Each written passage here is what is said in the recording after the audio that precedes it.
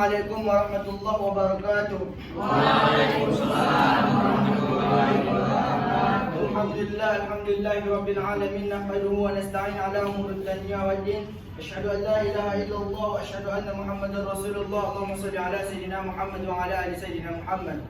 Puji syukur kehadirat Allah Subhanahu wa taala di mana yang telah memberikan kita beribu-ribu nikmat di antaranya nikmat iman dan Islam sehingga kita bisa hadir di ruangan kita yang kita cintai ini. Salawat dan beriringkan salam kepada ruh baginda alam Nabi besar Muhammad sallallahu alaihi wasallam yang berlafaz Allahumma shalli ala sayyidina Muhammad wa ala ali sayyidina Muhammad. Yang sama-sama kita hormati Bapak dosen pengampu, yaitu Bapak dosen Dr. Suasana Nikmat Ginting MA selaku pengampu Pancasila pada hari ini. Sebelumnya, izinkan kami memperkenalkan diri. Saya Partemen Halumat Pasaribu selaku moderator pada kelompok 5 dan pemateri kami Cindy Aulia Octavia sebagai pemateri pertama dan Nurul Fajira Nasution sebagai pemateri kedua dan Noni Eva Febri Asmita sebagai pemateri ketiga. Oke, sebelum kita mulai pembekalan hari ini, kami akan membawakan materi yang berjudul Konsep Hakikat dan Pentingnya Pancasila sebagai Dasar Negara. Kepada pemateri pertama, kami persilakan dengan segala hormat. Terima kasih kepada moderator telah mempersilahkan kami untuk mempresentasikan hasil kelompok dari makalah kami. Perkenalkan, nama saya Cindy Aulia Octavia selaku pemateri pertama ingin menjelaskan tentang tantangan Pancasila sebagai ideologi negara dalam menghadapi persoalan-persoalan. Pancasila sebagai ideologi negara dalam masa pemerintahan Presiden Soekarno. Ideologi Pancasila mengalami pasang surut karena dicampur dengan ideologi komunisme. Dalam konsep Nasakom, Pancasila sebagai ideologi dalam masa pemerintahan Presiden Soeharto, ideologi Pancasila menjadi asas tunggal bagi semua organisasi politik atau Orpol dan organisasi masyarakat atau Ormas. Pada masa era reformasi, Pancasila sebagai ideologi negara mengalami pasang surut dengan ditandai beberapa hal seperti enggannya para penyelenggara negara mewanacakan tentang Pancasila, bahkan berujung pada hilangnya Pancasila dari kurikulum nasional. Di tengah perubahan zaman, persoalan yang perlu diwaspadai adalah ketika masyarakat khususnya generasi muda tidak lagi memandang Pancasila sebagai ideologi dan dasar negara. Dan pada era globalisasi, tantangan Pancasila sebagai ideologi negara adalah banyaknya ideologi alternatif melalui media informasi yang mudah dijangkau oleh seluruh anak bangsa seperti radikalisme, ekstremisme, dan konsumerisme. Hal tersebut juga membuat aktivitas serta daya tarik belajar Pancasila. Kemudian tantangan selanjutnya adalah menguatnya kecenderungan fosilisasi identitas, gejala polarisasi dan fragmentasi sosial yang berbasis sara. Ideologi Pancasila yang bersifat aktual, dinamis, antisipatif, dan senantiasa mampu menyesuaikan dengan perkembangan zaman. Sebagai ideologi terbuka, maka Pancasila memiliki dimensi sebagai berikut. Apa itu dimensi idealis? Dimensi idealis yaitu nilai-nilai dasar yang terkandung dan dalam Pancasila yang bersifat sistematis dan rasional, yaitu hakikat nilai-nilai yang terkandung dalam sila 5, ketuhanan, kemanusiaan, persatuan, kerakyatan, dan keadilan. Maka dimensi idealis Pancasila bersumber pada nilai-nilai filosofis yaitu filsafat Pancasila. Yang kedua, dimensi normatif. Apa itu dimensi normatif? Yaitu nilai-nilai yang terkandung dalam Pancasila perlu dijabarkan dalam suatu sistem norma sebagaimana terkandung dalam pembukaan negara ke NKRI 1945 yang memiliki kedudukan tertinggi dalam hukum Indonesia. Dalam pengertian ini, maka pembukaan yang di dalamnya membuat Pancasila dalam alinea 6 berkedudukan sebagai staf, dan tema North agar ideologi mampu dijabarkan ke dalam langkah operasional. Yang ketiga, dimensi realistis. Suatu ideologi mampu mencermatkan realitas yang hidup dan berkembang dalam masyarakat. Oleh karena itu, Pancasila selain memiliki dimensi nilai-nilai ideal normatif, maka Pancasila harus dijabarkan dalam kehidupan nyata atau sehari-hari, baik di dalam ikatannya bermasyarakat maupun dalam segala aspek penyelenggaraan negara. Materi kedua akan dilanjutkan oleh Nurul. Terima kasih kepada saudari Cindy. Perkenalkan, nama saya Nurul Fazira Nasution. Saya di sini akan menjelaskan tentang hubungan Pancasila dengan Undang-Undang Dasar 1945, NKRI, dan Bhinneka Tunggal Ika. Yang pertama yaitu hubungan Pancasila dengan Undang-Undang Dasar. Hubungan antara Undang-Undang Dasar NRI tahun 1945 dengan Pancasila yaitu memahami bagaimana Undang-Undang Dasar NKRI tahun 1945 dengan Pancasila adalah terletak pada hubungan formal dan material. Maka berikut penjelasannya. Yang pertama, hubungan formal dalam pembukaan Undang-Undang NKRI tahun 1945 dengan Pancasila itu tercantum dalam pembukaan UUD NRI tahun 1945 alinea 4. Kemudian pembukaan Undang-Undang Dasar NKRI tahun 1945 sebagai pokok dan kaidah negara yang fundamental terhadap tertib hukum Indonesia.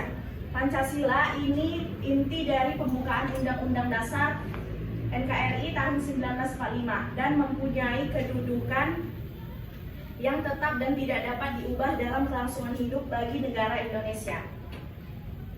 Yang kedua yaitu hubungan Pancasila dengan Bhinneka Tunggal Ika. Semboyan negara kita yaitu Bhinneka Tunggal Ika. Berbeda-beda namun tetap satu tujuan, yaitu menjadi kesatuan Republik Indonesia. Karena begitulah Indonesia terdiri dari bermacam-macam suku, ras, agama, dan adat istiadat, dan lain sebagainya. Tetapi perbedaan bukanlah alasan untuk terpecah, justru perbedaan ini haruslah menjadi alasan mengapa kita harus bersatu. Kemudian hubungannya dengan Pancasila yang sudah menjadi dasar negara kita adalah karena dengan adanya Pancasila yang mengharuskannya kita mengamalkan nilai demi nilai yang terkandung di dalamnya agar bisa menjadi bangsa yang berbhinneka tunggal ika.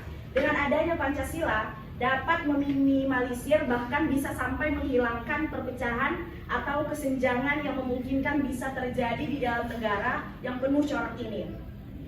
Nah, yang ketiga, hubungan Pancasila dengan NKRI. Sebagai dasar negara, Pancasila merupakan pedoman bagi kehidupan berbangsa dan bernegara di Indonesia. Sebagai pedoman kehidupan berbangsa dan bernegara, Pancasila tidak dapat lepas dari NKRI, begitu juga NKRI tidak dapat lepas dari Pancasila. Tidak akan terwujud jika tidak ada pedoman yang disebut Pancasila.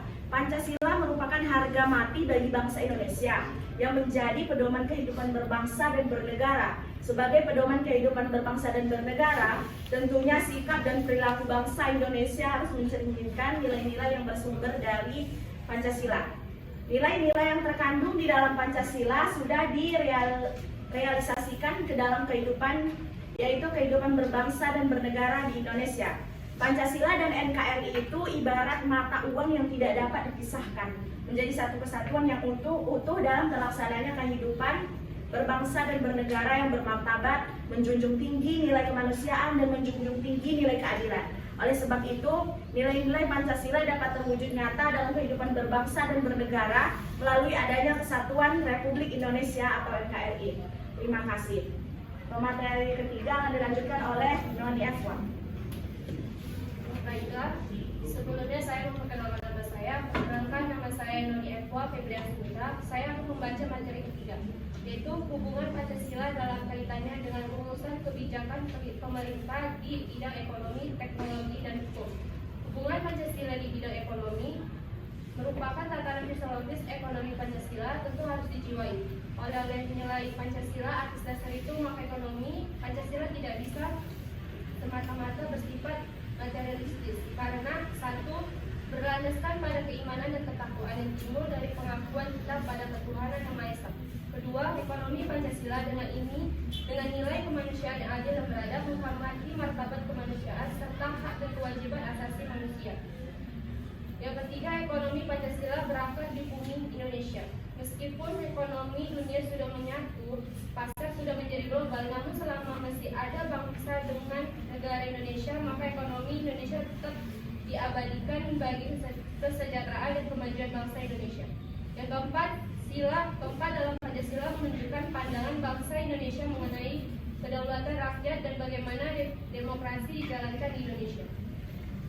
Dan yang B adalah hubungan Pancasila di bidang teknologi. Peran Pancasila dimulai sangat berpengaruh dalam kehidupan, terutama di era pesatnya teknologi saat ini. Bahkan kemajuan teknologi juga dapat dilihat di desa pelosok di penjuru negeri. Teknologi sangat membantu, sehingga dalam teknologi atau media sosial, peran Pancasila membuat masyarakat memiliki rasa menghargai antara sesama. C. Hubungan Pancasila di bidang hukum.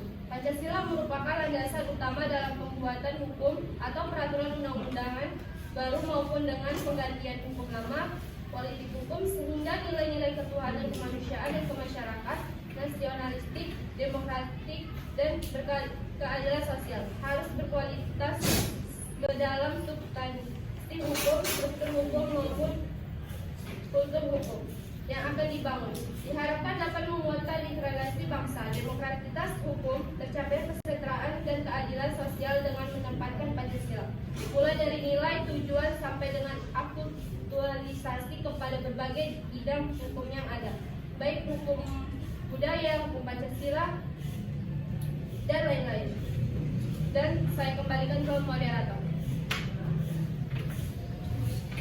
Baik, terima kasih kepada pemateri kami yang sudah mempresentasikan makalah kami pada hari ini. Baik, di sini kami akan membuka sesi tanya jawab. Ada yang mau bertanya, silakan. Ada yang ingin bertanya? Oke, kepada Isma, silakan. Terima kasih. Assalamualaikum warahmatullahi wabarakatuh. Saya ingin bertanya, apakah yang akan terjadi jika Pancasila tidak dijadikan sebagai dasar negara Indonesia? Terima kasih. Bertanya kepada Mairani, kami persilakan dengan segala hormat. Assalamualaikum warahmatullahi wabarakatuh. Waalaikumsalam warahmatullahi wabarakatuh. Perkenalkan, nama saya Mairani Adelia. Saya ingin bertanya, apa makna Pancasila ketika ditetapkan sebagai dasar negara? Terima kasih.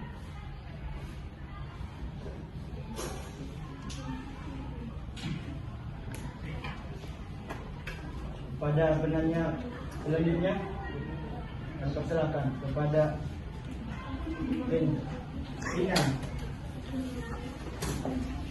Assalamualaikum warahmatullahi wabarakatuh. Kenalkan, nama saya Prilly Kinanti.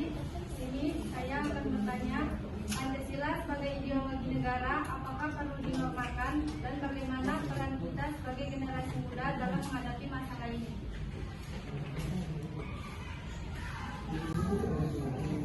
Baik, terima kasih kepada teman-teman sekalian yang sudah mengumpulkan pertanyaannya. Di sini kami akan menjawab pertanyaan-pertanyaan dari teman-teman sekalian. Kepada pemateri kami persilakan. Baiklah, di sini saya akan menjawab pertanyaan dari saudara Muhammad Abdul Hafiz. Pertanyaannya adalah, apa yang terjadi jika Pancasila tidak dijadikan sebagai dasar negara di Indonesia? Jawabannya, jika Pancasila tidak dijadikan sebagai dasar negara, maka ada banyak kekacauan yang terjadi di dalam negeri. Contohnya seperti konflik antara budaya dan suku, konflik agama, hingga saya persatuan dan kesatuan. Apakah saudara menerima jawaban dari kami?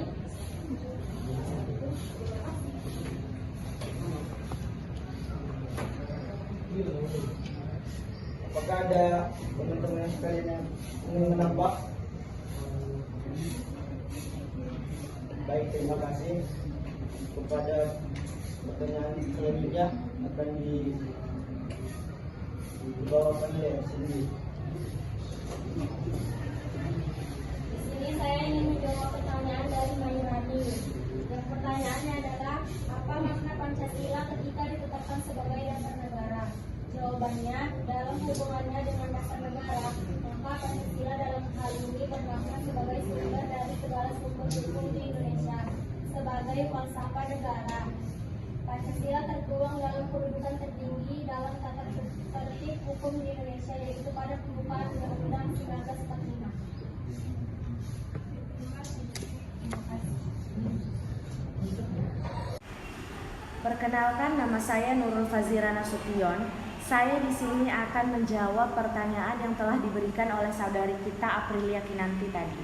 Yang pertanyaannya yaitu, Pancasila sebagai ideologi negara apakah perlu dinormakan? Dan bagaimana peran kita sebagai generasi muda dalam menghadapi masalah ini?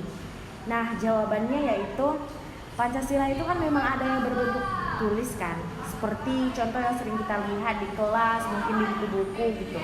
Berarti kalau dinormakan, diambil logika, berarti harus dibuat aturan-aturan bagi yang melanggar. Saya rasa itu semua sudah tertuang pada aturan-aturan yang ada di saat ini. Seperti undang-undang, itu juga kan berlandaskan dari Pancasila. Yang ada contohnya kayak ketuhanan yang Maha Esa. Nah, itu kan juga ada, pasti ada undang-undang yang mengatur tentang itu. Kemudian orang-orang yang melanggar ataupun yang tak punya agama ya akan diminta untuk menentukan apa sih agama yang kamu anut gitu. Kalau dinormalkan saya rasa nggak perlu ya, karena undang-undang yang ada aja udah cukup. Dan tergantung kita juga sih, kita paham nggak isi yang terkandung.